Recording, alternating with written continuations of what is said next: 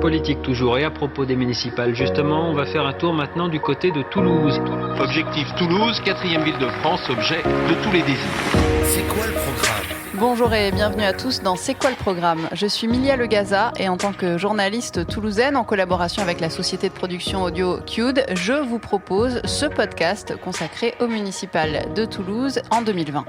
Les 15 et 22 mars prochains, vous allez devoir élire votre maire, le nouveau maire de la Ville Rose. C'est quoi le programme ? Vous propose de vous donner envie de voter, mais surtout de vous permettre de voter en sachant pour qui et pourquoi. Pour vous aider à déterminer pour qui, on a décidé d'inviter tour à tour tous les candidats à cette élection. Et pour vous aider à déterminer pourquoi, on a découpé cette interview en 4 parties. L'entretien d'embauche, les questions des Toulousains, le jeu du c'est oui ou c'est non et le mot de la fin. C'est quoi le programme de Francis Manot ? C'est maintenant. C'est quoi le programme ? Avec nous pour cet épisode, la tête de liste de Debout Toulouse, Francis Manot, bonjour. Bonjour mademoiselle. Comme on a d'abord envie de savoir qui vous êtes, Francis Manot, on va débuter cette interview par l'entretien d'embauche. Il nous a semblé que c'était une assez bonne façon de se présenter. On a envie de savoir qui vous êtes, votre parcours, ce qui fait que vous en êtes là aujourd'hui, Francis Manot, en tant que candidat aux municipales toulousaines. Bien, et c'est tout simple. Je suis toulousain, né à Toulouse. J'ai fait mes études à Toulouse et j'ai travaillé à Toulouse et j'ai donc passé tout mon parcours professionnel à Toulouse. Voilà. Est-ce que vous pouvez nous dire vos qualités pour ce poste, le poste de maire de Toulouse ? Écoutez, je pense qu'il faut parler de générosité, de persévérance et de fidélité. J'ai été fidèle à Toulouse et je reste fidèle à Toulouse. Donc pour être maire, il faut être fidèle à sa ville.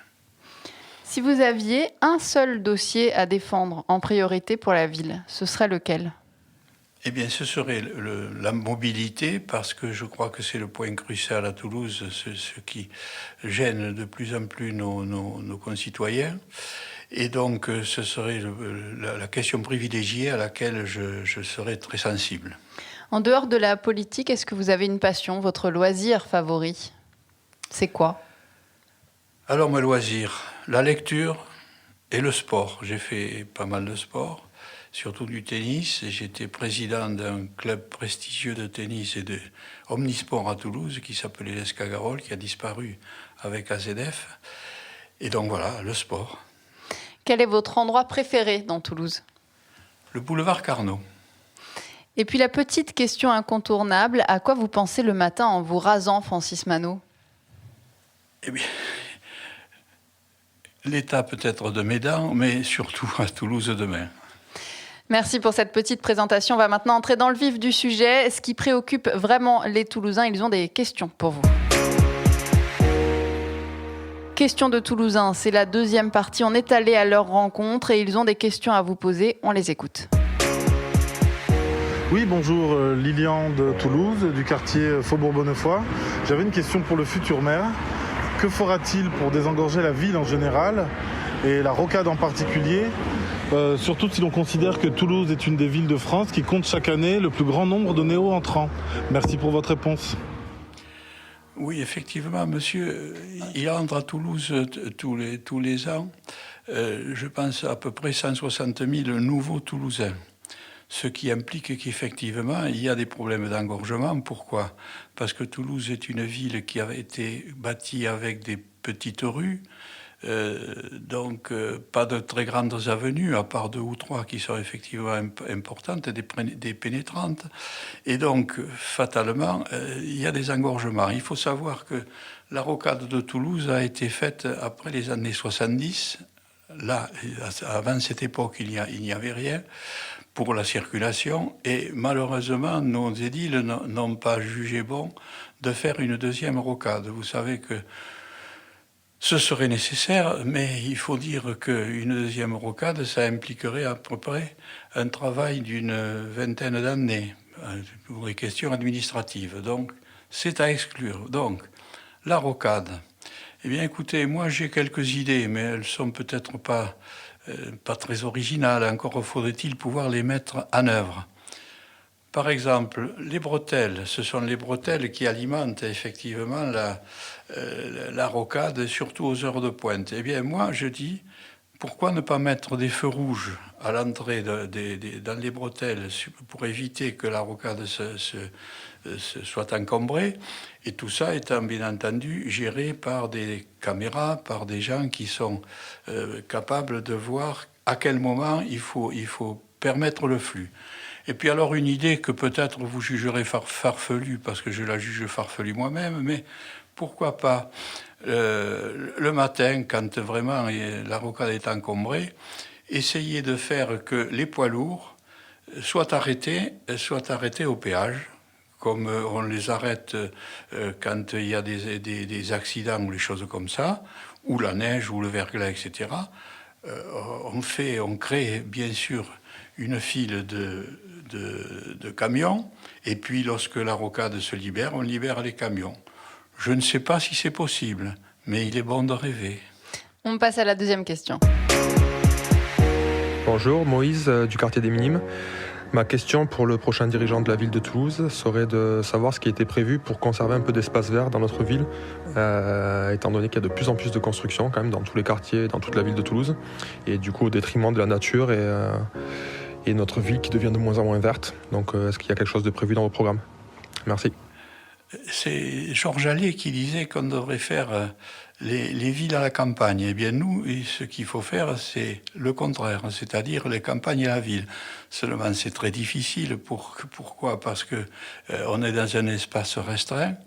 Il ne faut pas oublier quand même que Toulouse a de grands jardins, le jardin des plantes, le Grand Rond, le jardin royal, que Pierre Baudis, quand il a construit à Compense Caffarelli, a fait aussi un jardin japonais. Donc voilà, ce sont des initiatives intéressantes. Alors maintenant, il y a des quartiers nouveaux qui se créent. Il faudrait que dans ces quartiers qui se créent, je pense à Montauran par exemple, ou la CAAT qui va être libérée, il faut créer des espaces verts.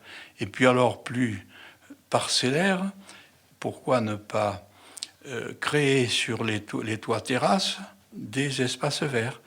Ça me paraît être la seule solution parce qu'effectivement, les espaces sont contraints à Toulouse. Et puis, bon, c'est une ville, c'est pas une campagne. Et puis, vous avez la forêt de Boucogne qui n'est pas très loin, donc vous prenez la voiture et vous allez respirer dans la forêt de Boucogne. Troisième question. Bénédicte du quartier Saint-Cyprien. En fait, j'ai une question pour le futur ou la future maire de Toulouse. Tous les matins, quand je vais au travail, je croise des gens qui dorment dans des conditions complètement aberrantes. Donc, j'aurais voulu savoir s'il y avait quelque chose de prévu pour tous ces gens et qu'on ne voit plus ça dans nos quartiers, ni dans le mien, ni dans les autres d'ailleurs de la ville, en 2020. Merci beaucoup. Je vous comprends, madame. C'est effectivement déplorable de voir ce qui se passe à l'heure actuelle. Toulouse n'a jamais été une ville avec beaucoup de mendiants, disons-le, ou de gens qui doivent dormir dans la rue. Et maintenant, on s'aperçoit que les choses se multiplient. Alors, les gens sont sur les bords de la Garonne, sur les bords du canal, ils sont même sur les bords de la rocade. Quand on est sur la rocade, quelquefois dans des ronds-coins, on voit des gens qui se sont établis par là. Ce n'est pas tolérable. Le problème, c'est que les gens qui arrivent, on ne peut pas les maîtriser. On ne maîtrise plus les flux dans notre pays. Les frontières sont ouvertes, il y a la libre circulation des biens et des personnes, et donc c'est difficile. Bon, maintenant, il y a une chose qui pourrait peut-être se faire, c'est de comptabiliser les logements qui sont vacants, que les gens n'utilisent pas, que les propriétaires n'utilisent pas, les contraindre en quelque sorte à mettre des gens qui sont dans le besoin à condition d'être sûr qu'ils ne dégradent pas, parce qu'aussi il faut faire attention à la propriété. Et puis alors il y a quelque chose, mais ça aussi ça me paraît aberrant, et je pense que vous me rejoindrez, c'est que quand vous êtes sur la rocade et que vous voyez les bâtiments qui ont été construits à la suite de l'explosion d'AZF, eh bien vous avez des immeubles entiers qui sont vides. Alors certes, ce sont pour faire des bureaux, Mais d'une façon ou d'une autre, est-ce qu'il ne serait pas possible d'en reconvertir quelques-uns pour permettre à ces braves gens d'être à l'abri? Voilà. On a une toute dernière question pour vous. Bonjour, Nicolas de Toulouse. Je trouve que c'est très compliqué de vivre ensemble aujourd'hui à Toulouse, entre l'insécurité et les incivilités. Alors je sais bien que c'est partout pareil, mais je voudrais savoir si vous aviez des idées précises pour qu'on puisse vivre ensemble, sereinement, dans notre belle île. Merci. Vivre ensemble, d'abord, pour vivre ensemble, il faut que les citoyens soient volontaires pour vivre ensemble. Bon, il est certain que depuis quelques années, il y a eu des gens qui sont arrivés de pays différents, et donc, normalement, quand les gens sont étrangers dans une ville, qu'est-ce qu'ils font? Ils s'agglutinent. Bon, et c'est ce qu'on appelle le corporatisme, c'est-à-dire qu'ils veulent vivre ensemble. Pourquoi? Parce qu'il semble qu'ensemble, il leur semble, et c'est peut-être vrai, qu'ils sont protégés.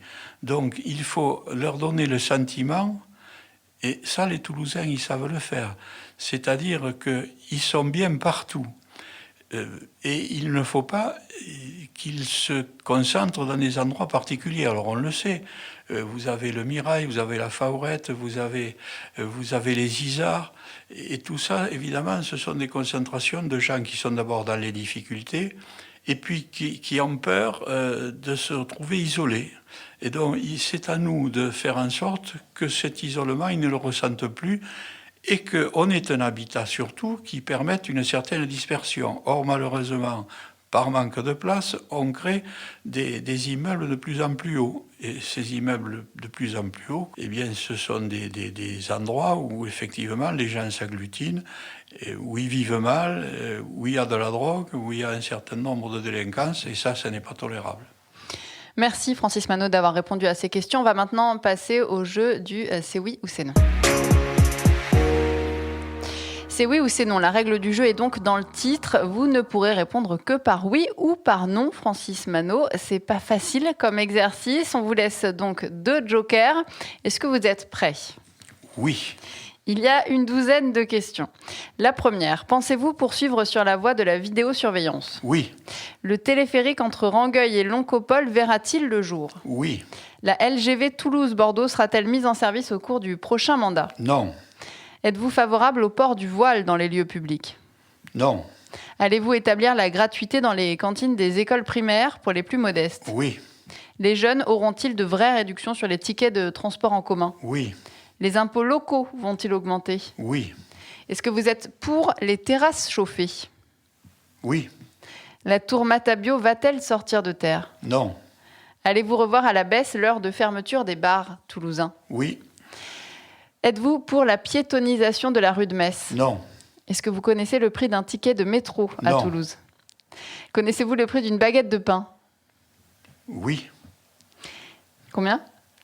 À peu près 1 euro. Est-ce que vous pensez que le Stade Toulousain va être champion de France cette année? Difficile. Est-ce que vous avez déjà assisté à un concert au bikini? Oui. Est-ce que vous êtes déjà allé bronzer sur les berges de la Garonne? Non. Merci de vous être prêté à ce petit jeu, Francis Manot. C'est la fin de ce podcast. Merci Francis Manot d'avoir été avec nous.